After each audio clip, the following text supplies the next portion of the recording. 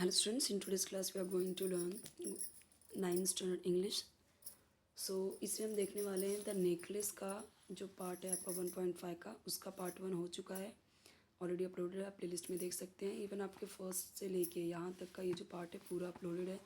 आपके बाकी के भी सब्जेक्ट्स की वीडियोज़ अपलोडेड हैं, पर अगर कोई नहीं है तो आप कमेंट में बता सकते हो। अगर आपको नीड है तो वीडियो को देख सकते हो आप, अलग अलग प्लेलिस्ट हैं। पार्ट 2 देखते हैं हम यहाँ पे।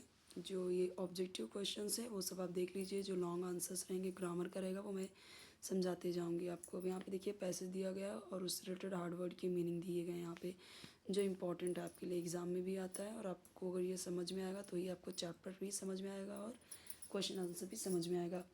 What efforts did Loisel make to find the necklace? Loisel and Mathilde searched through her clothes to find the necklace, but they could not find it. ढूंढ नहीं सके, वो नहीं मिला। Then Loisel went out and walked back over the whole route they had taken to see if he could find it. सब पूरे रास्ते में ढूंढा, पुलिस के पास गया, न्यूज़पेपर को ऑफ़र दिया कि उसे रिवॉर्ड देंगे, कैब कंपनीज के पास गए, सब जगह गया। ओके, तो एक छोटी से छोटे जो भी उसे होप था जहाँ जहाँ पे वहाँ वहाँ वो सब जगह गया ढूंढने के लिए। What is implied in the expression a hollow pale figure? It means an unhappy exhausted person, दुखी और थका हुआ person. Give the meaning of the following expressions: a glimmer of hope, her mind blank. तो अब यहाँ पे देखिए इसका आंसर दिया हुआ है, a slight chance of success, थोड़ा सा भी चांस होना सक्सेस का। Her mind blank, without having any thoughts, unable to think.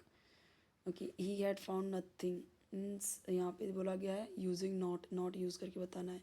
So he had not found anything, had के बाद नॉट लगा दिया बस। But they could not find it, without not लिखना है, यहाँ पे नॉट है तो इसे विदाउट नॉट लिखना है।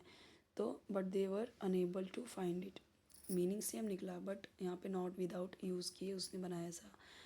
अब ये यहाँ पे देखिए, write what you think about the following thoughts and actions of Mathilde. तो यहाँ पे देखिए दिया गया, Mathilde despaired over the loss of her necklace. ये दो तरीके से क्वेश्चन पूछ सकते हैं।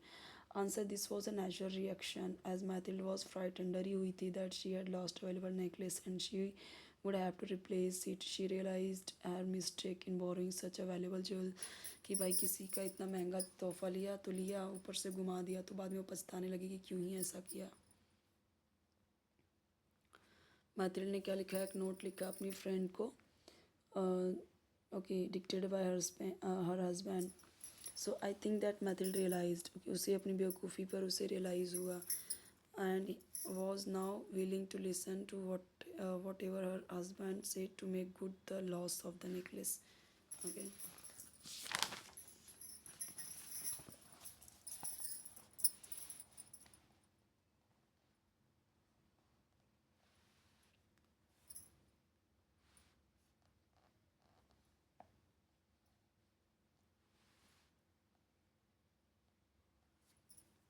What was the arrangement with the jeweller, do you think it was fair?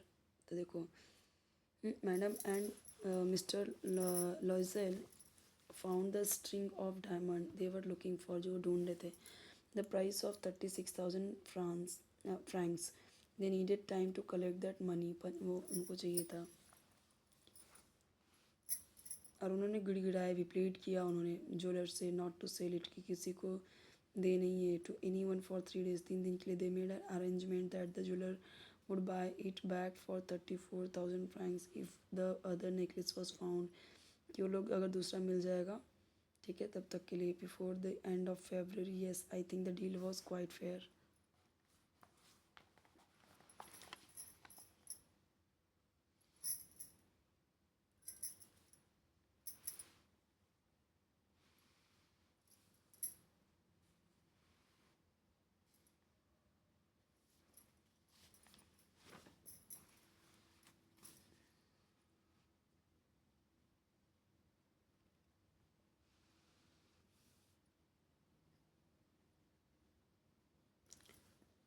Horrible life of the very poor, तो इसका इसका मतलब क्या है कि बहुत गरीब होना, उसके लिए हॉरिबल क्या होता है?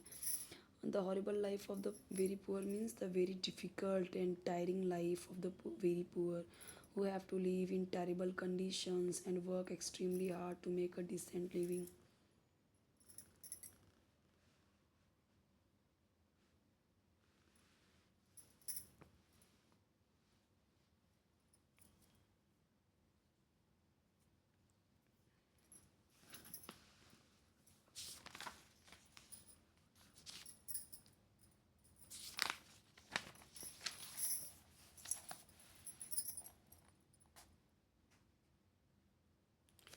Y did Mathilde decide to speak to her friend, उसने क्यों डिसाइड किया अपने फ्रेंड से बात करने का?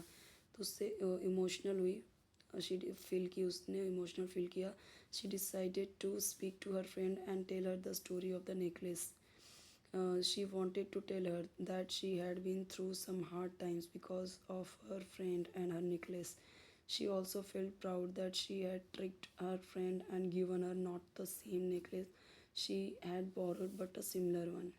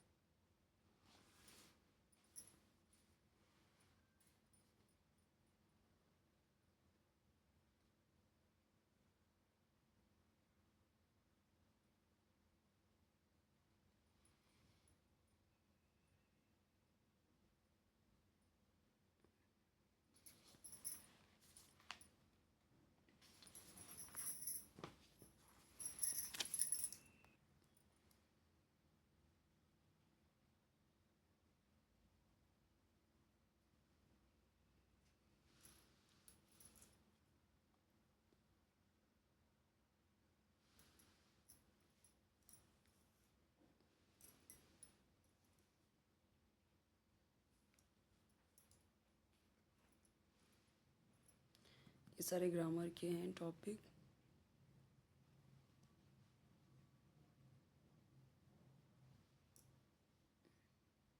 देखिए यहाँ पे बहुत सारे क्वेश्चंस ऐसे दिए गए हैं जो आपको खुद से करने हैं, बट अगर आपको इश्यूज़ हैं, मतलब अगर आपको प्रॉब्लम है ये लिखने में, तो आप कमेंट में बताओगे ये क्वेश्चन अगर कोई, तो मैं उस पर बना दूँगी, ठीक है, आंसर. तो मैं अलग से वो क्वेश्चन का आंसर बना के अपलोड कर दूँगी.